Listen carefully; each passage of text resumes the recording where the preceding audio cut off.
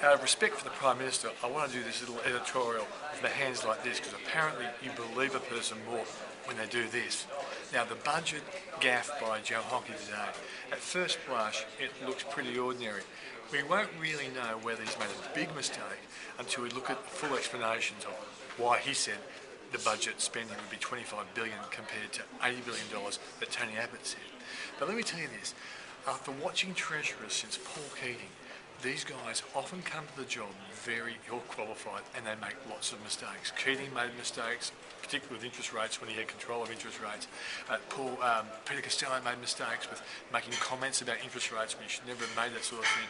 So they often make mistakes. And I've got to say, in all honesty, when Wayne Swan came to the Treasurer's job, I reckon you could write down the economics he understood on the back of a postage stamp.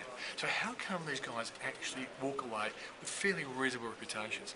The reason is Treasury actually controls what happens in government. So even though we have politicians wanting to be treasurers, the reality is the Department of Treasury actually sorts them out, and that's why I'm not particularly worried about the kind of promises that are being made.